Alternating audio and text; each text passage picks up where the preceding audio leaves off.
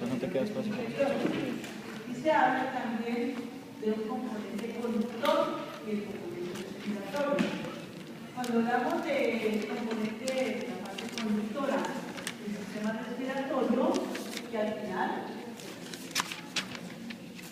lo fundamental de la parte del intercambio de anhídrido carbónico o dióxido de carbono y el oxígeno, ¿no es cierto?, que es la respiración externa de este proceso. Aquí tenemos entonces lo que corresponde a las fosas nasales, la parte anatómica y el realizado, tenemos el nasal medio, en la parte inferior del sentido bondadino, posterior del sentido óseo.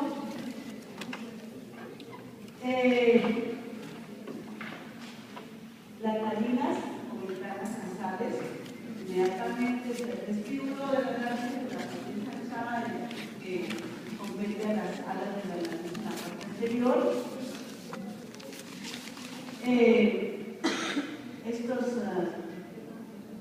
Estas anaqueles o láminas de forma de concha, que son los corneles superior e inferior. Todo está representado por una mucosa, todo esto está representado por una mucosa, y que vamos a tener en cuenta que en el cornete superior y en el techo de esa mucosa está el órgano de la olfacción, ¿no es cierto? Que es la segunda función, digamos, que tiene también el estudio del sistema respiratorio. Después sigue la nasofaringe, que empieza acá con las coanas, la parte posterior de las fosas nasales, después la orofaringe, que comprende esta zona que da la cavidad oral, la laringofaringe, la laringe, la tráquea, los bronquios, la tráquea, los bronquios primarios,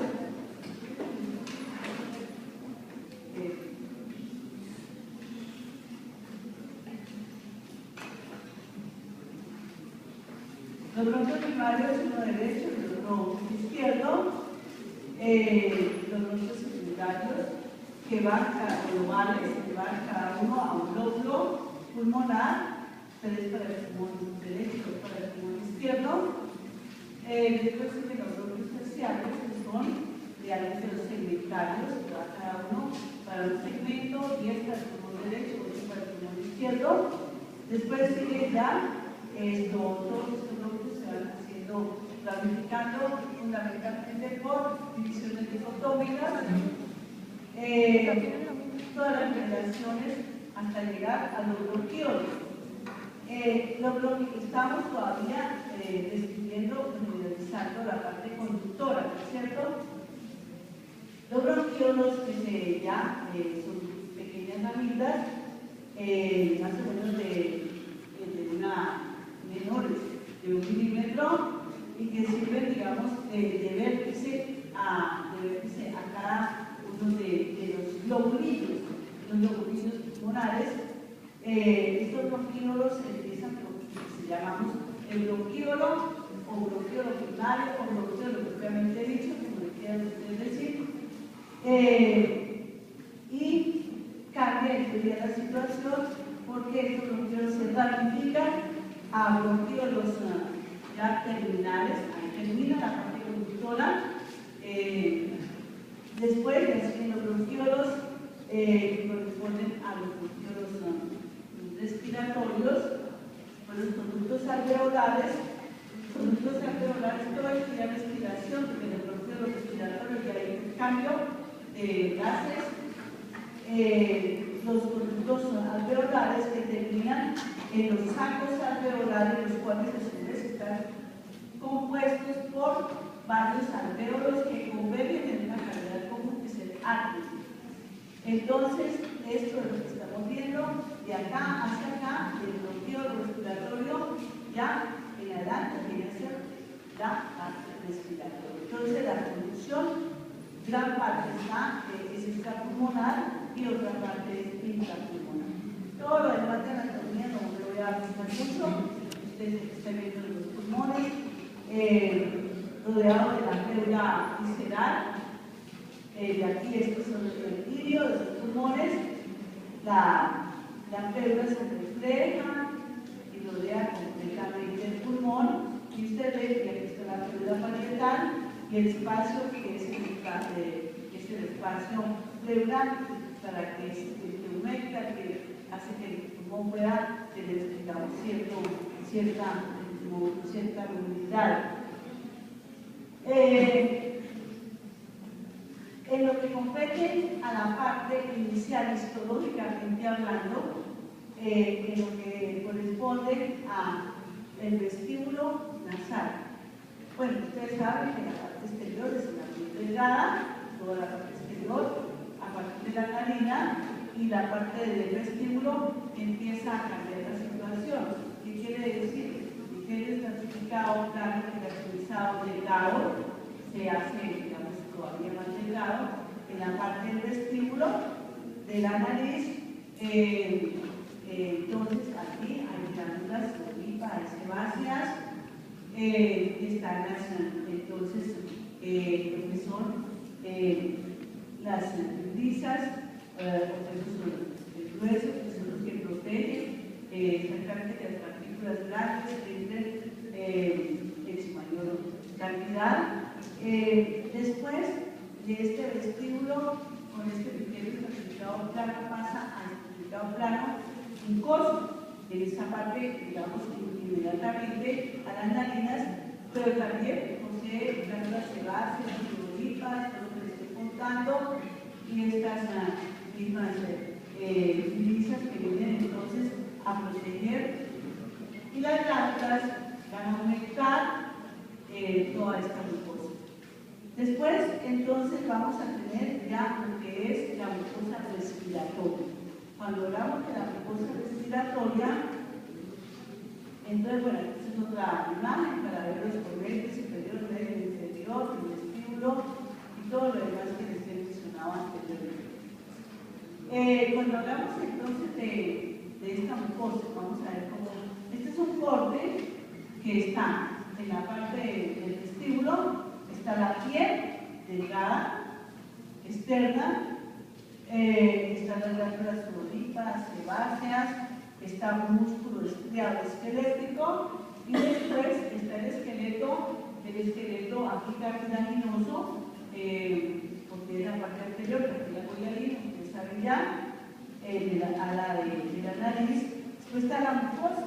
La mucosa que tiene, aquí tiene que tener estratificado plano, no queratinizado ya, es una parte un poco posterior, una lámina propia que sería modificando la dermis, donde podemos encontrar todavía acá hay glándulas sebáceas, hay folículos pilosos que está comentando, y la vascularización correspondiente. Este es un corte de la parte del vestíbulo, ¿cierto? Va cambiando entonces ya a la mucosa propia respiratoria. Entonces, cuando vamos a la mucosa respiratoria nasal, ya obviamente tenemos este epitelio que es el estratificado cilíndrico, ciliar, lo vamos a llamar familiarmente epitelio respiratorio, y que este epitelio que va a estar en la mayor parte de la parte conductora, entonces respiratoria, tiene varias características. Primero, que sus células, pues principalmente son las células ciliadas altas, se coloca todo el epitelio sobre una membrana basal particularmente gruesa. Vean, esta es la membrana basal, este es el epitelio que tiene la membrana basal más gruesa. Además de las células que vienen desde acá hasta acá, cilíndricas, altas, ciliadas, tenemos más o menos el 30% son de células ciliadas. También están estas células, ustedes ya las conocen, que son las células carniciformes, las que se colocan la leucina, el moco que se coloca acá, y estas células entonces carniciformes corresponden al otro 30% de ese epitelio de forma general. También tiene su base acá en la membrana basal. Y las células basales, estas células que son cortas, digamos, que solamente se restringen, aquí vemos una, está la base, está en cierta forma triangular, son las células degenerativas. Las células degenerativas que sirven, obviamente, para estar renovando estas células epiteliales. Estas, entonces, con todas las características de células madre, de células degenerativas que nosotros ya conocemos, de parasitas del cromosoma, citoide, citoplasma basófilo, otro 30%, entonces llegamos al 90% de las células epiteliales. Más o menos, el 3% restante, del 10%, corresponde a unas células que tienen múltiples microvellosidades angulares, que se llaman células en cepillo. Estas células en cepillo tienen algunos granulitos también en el citoplasma, se le han relacionado como si ellas captaran, si fueran como receptoras hasta cierto punto, o elementos receptores de las condiciones de la agregación de la superficie respectiva. Además de estas células en cepillo porque tienen microvellosidades, están otras células que se llaman serosas. Estas células serosas contienen gránulos también de contenido acuoso con algunas proteínas que realmente no está muy definida la calidad. Algunos hablan sobre que hay lisocimas, que hay algunas proteínas relacionadas a ello. Y el otro 3% más o menos son las células SNED, las células que forman el sistema de tejido difuso. Estas células SNED son particularmente importantes, se han encontrado que estas células contienen acetilcolina, serotonina, péptidos, también componentes aminados, entonces son muy importantes. En alguna parte del sistema respiratorio, todo prácticamente tiene células SNED, ya en la parte, digamos, pulmonar, donde se ramifican los bronquiolos, hay grupos de células SNED que forman unos cuerpos respiratorios que son muy inervados, bastante inervados, y entonces son varoreceptores, no, son quimioreceptores, pero son quimioreceptores y van a captar exactamente la concentración de oxígeno. Esto vamos a corroborarlo el lunes cuando revisemos la segunda parte del epitelio. Entonces, ahí tenemos todas las 6 tipos de células que contienen este epitelio. Hacia la parte, a medida que se va ramificando el árbol respiratorio, se va entonces haciendo el epitelio un poco más delgado, esto es natural, y va disminuyendo también en algunos ciclos diarios. Aquí tenemos la lámina propia, tejido conectivo de una especie mandibular bastante celular, que tiene una la celularidad, tiene linfocitos, tiene blancocitos, eosinófilo, muy importante, las personas que tienen procesos diabéticos, aumentan los eosinófilos y aumentan los basófilos también, ¿no es cierto?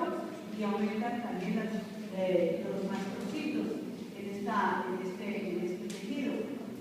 Es importante tener en cuenta la vascularización. En ciertas zonas, entonces, esa mucosa que recibe una irrigación arterial, las arterias se disponen algo, digamos, organizadas en forma paralela y se van ramificando esas arterias que pasan a formar arteriolas, las arteriolas van a ramificarse a capilares, los capilares se ubican más inmediatamente debajo del epitelio, por eso es tan sensible, y de esos capilares sale una red de venas, que vean ustedes acá, estamos viendo la coloración especial, Estas venas son tortuosas, tienen pared gruesa, forman un plexo de senos venosos.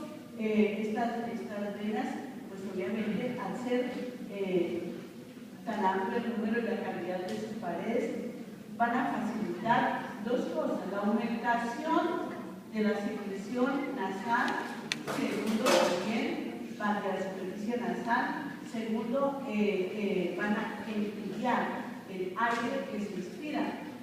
Estas venitas, este plexo venoso, este senos venosos, tiene otra característica, que forman como unos esfínteres musculares, y entonces funcionan más o menos como un tejido eléctrico, ¿sí? De tal manera que cuando esos esfínteres se cierran, entonces la irritación se hace menor, y cuando ellos se abren, entonces se corre esa fosa nasal.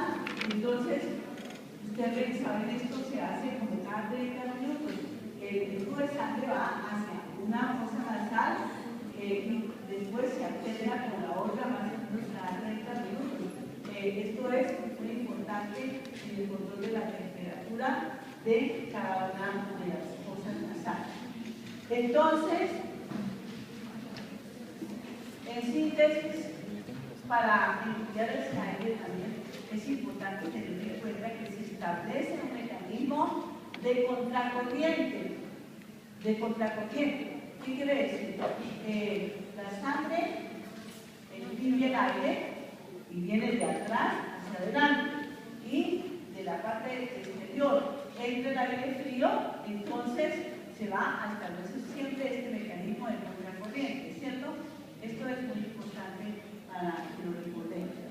Eso se resume, digamos, que tenemos con relación a este plexo venoso de la mucosa nasal. Como dicen, aquí se observa el músculo de una pared venosa relativamente grueso en comparación con otros vasos venosos. Como ustedes ya revisaron, creo que en temas anteriores, el epitelio olfatorio, la organolfación, ¿sí o no? Vamos a recordar,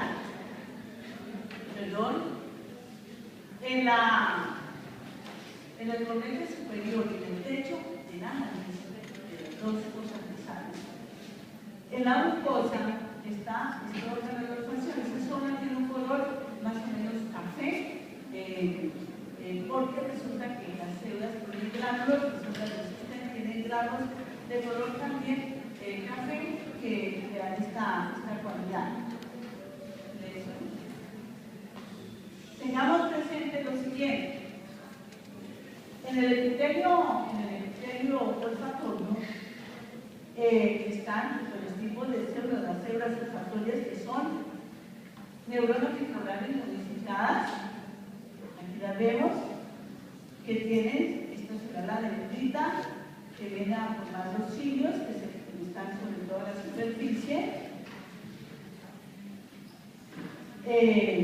Se llaman también epitelios olfatorios. Acá salen de un bulbo. Este bulbo sobresale también a la superficie, esta pequeña dilatación. Está el cuerposoma de la neurona, donde está este núcleo grande, bastante pálido, porque la cromatina es muy fina. Y aquí está el otro prolongación, que viene a ser el axón. Se suman todos los axones y forman este nervio olfatorio, de acuerdo con lo que estamos observando acá. El segundo tipo de células corresponde a las células de sostén, células columnares altas, células espectaculares. Estas células tienen algunas pequeñas vellosidades en la parte apical. Los núcleos se ponen más externos, vean ustedes, como ovoides, y también obviamente están contra la membrana basal. Estas células son las que tienen los gránulos, esos cafés, que hacen que esta mucosa sea algo más coloreada, y entonces estas son las células de sostén. Y las otras celulitas que están en la base, que son así, algo piramidales, son las células regenerativas. Describen dos tipos de células regenerativas. Estas regenerativas, digamos, las normales o típicas, altas, unas que son aplanadas, unas que son más horizontales, se llaman también, porque tienen esta forma. Pues obviamente su nombre lo dice, son los que se encargan de generar tanto estas células columnares de sostén como las células olfatorias. Tengamos en cuenta que la microscopía electrónica de las células olfatorias, estos cilios, son muy particulares porque son medianamente inmóviles. Empiezan con un axonema normal, común y corriente de los cilios.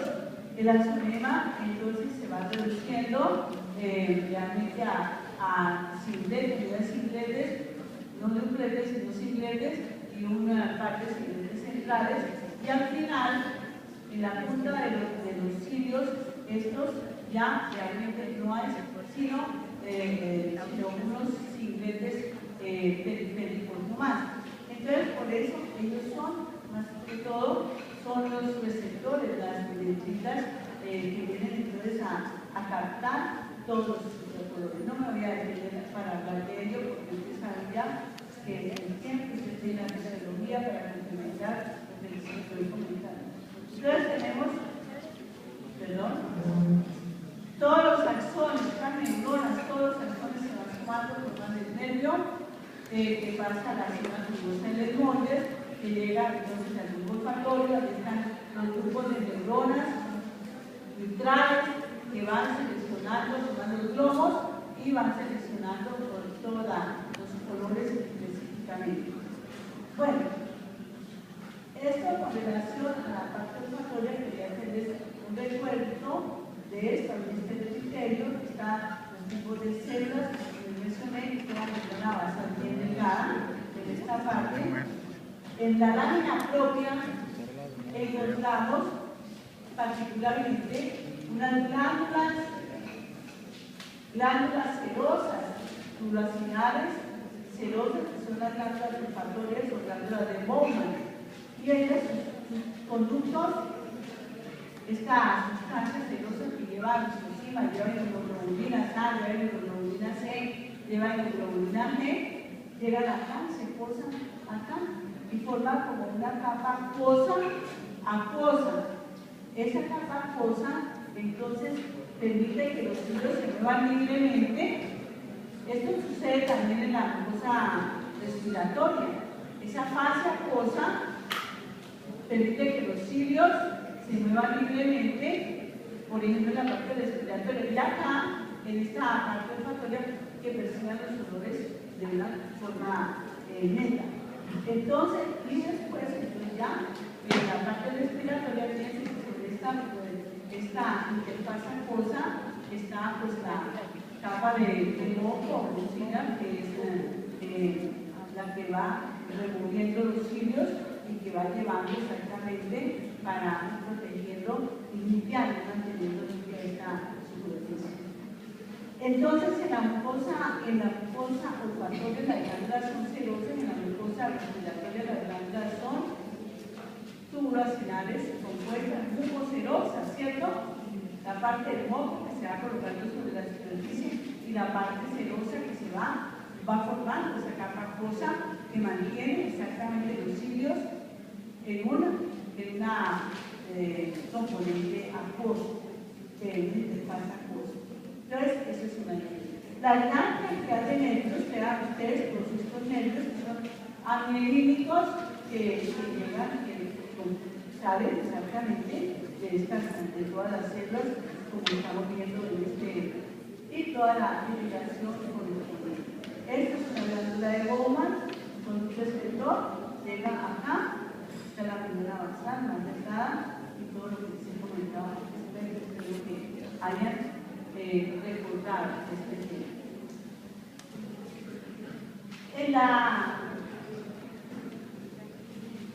En esta microfotografía está destacando dos cosas. Primero, el epitelio respiratorio, que acabamos de ver, la lámina propia, las glándulas de Bowman, las que están perfectas, el hueso, que sirve de esqueleto de las anaqueles, del cornelius, que viene de la parte superior, y acá, esta es la mucosa respiratoria, más delgada, ese epitelio, vean y es tomarla centralizado. Entonces, es un corte que cubre y que va desde la mucosa respiratoria a la mucosa olfatoria, destacando la diferencia que hay entre las dos. La segunda parte que vamos a realizar con un poquito más de detenimiento corresponde entonces a la laringe, ¿no es cierto? Bueno, antes de hablar de la laringe debemos recordar que las coanas, la nasofaringe, tienen el mismo epitelio respiratorio, la mucosa, particularmente en la parte posterior están unos grupitos, unos cuerpitos que son las amígdalas que corresponden a las amígdalas faríneas, que la llaman también adenoides, ¿cierto? Que molestan tanto, por ejemplo, a los niños o a las personas con alergia, que hace que la respiración no fluya libremente, entonces la gente respira por la boca, y al respirar por la boca vienen problemas ya respiratorios, porque el aire no se enfría, no tiene, digamos, esa protección que se requiere. Entonces es una mucosa respiratoria con agregados de linfocitos especialmente. La orofaringe pues tiene una mucosa oral común y corriente, un epitelio octano que era utilizado, con un tejido en su lámina propia de tejido conectivo denso y regular, y el resto de la faringe, pues el epitelio es también estratificado, la lámina propia también, el tejido conectivo denso, y todo el resto de la faringe, y la laringofaringe lo mismo. En la laringe, cuando ustedes, no sé si vieron la parte anatómica de la laringe, ¿sí? ¿No? Bueno, en la laringe vamos a hablar. Saludos, Andrea. Comprendemos, yo les he dado a ustedes una guía, creo que ya también la hayan revisado, ¿cierto? Tenemos bastante adelantado este tema con esa guía. Yo no puedo, realmente soy bastante susceptible a los mis oídos, casi no soportan el ruido. Yo les sugiero que los que no están atendiendo o están entendiendo, con el previo pues la situación es un poco difícil. Pero por favor, atendamos un momento. Si están acá, atendamos, si no, pues hagámoslo en principios que sean más cómodos. La laringe, ustedes saben ya que tiene unas dimensiones más o menos de 4 centímetros, casi cuadrada. Este órgano es tan importante en la fonación. Entonces ya hablamos de la olfacción, ya hablamos de la conducción de aire, ya ahora de la ventilación, ahora hablamos de la fonación. La laringe tiene entonces su esqueleto, hablemos del esqueleto primero, ¿no es cierto? Que me parece como más cómodo hablar de, pues su esqueleto está dado por varios cartílagos y hilos y algunos elásticos. Tenemos acá, por ejemplo, este cartílago que es el cartílago tiroides, que viene hacia adelante, donde forma, los señores forman dentro de la manzana de Adán. Después está inmediatamente caudal, está el cricoides, el cartílago hialino, que entonces sirve también para fortalecer la estructura.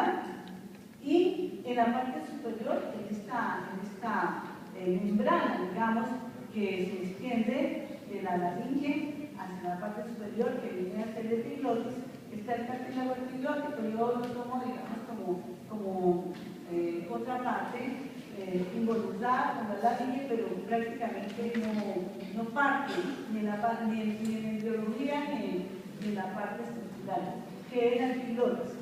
Entonces vamos a empezar por describir cada uno de estos componentes. Al hablar de la estructura de la epiglotis, empecemos por arriba. Vean ustedes, esta membrana que tiene este esqueleto de cartílago elástico, con la elasticidad que requiere cuando nosotros estamos respirando, la epiglotis está en esta posición vertical, en el pasar del aire, y cuando nosotros deglutimos, pasamos la salida, tenemos alimento del que se mueve, y entonces sigue el paso hacia la laringe. Esto, digamos, hasta cierto punto, tiene cierta... hay personas que no tienen nerviosis y siempre que el alimento, el control nervioso, el control muscular, hace que el paso del alimento vaya hacia el esófago. Eso es una cosa que estamos muy interesante. Pero el piloto es el órgano, digamos, sobre estructura que viene a tener esta función. Por consiguiente, sobre la superficie oral o glótica, la mucosa de la epiglotis, que es el epitelio, está estratificado, plano no queratinizado, una lámina propia, laxa generalmente, pero muy celular, con una población de linfocitos y de células inmunológicamente competentes y alguno que otro nódulo linfático. Esto, digamos, y las glándulas mucoserosas de todas las vías respiratorias, excepto las de Bowman, de la parte olfatoria, todo el resto tiene glándulas, donde hay glándulas son mucoserosas, ¿está bien? Entonces son tacos mucoserosas. Entonces, esto es característico de la parte externa o oral. Y hacia la parte interna, o sea, la cavidad laringea, está la mucosa, donde el epitelio es respiratorio, hablemoslo así ya con el respiratorio, la lámina propia del tejido conectivo, laxo, bastante celular, bastante población de linfocitos, etc. Y las glándulas también, vean acá, las glándulas mucoserosas. Eso es lo típico de esta parte de la epitelio.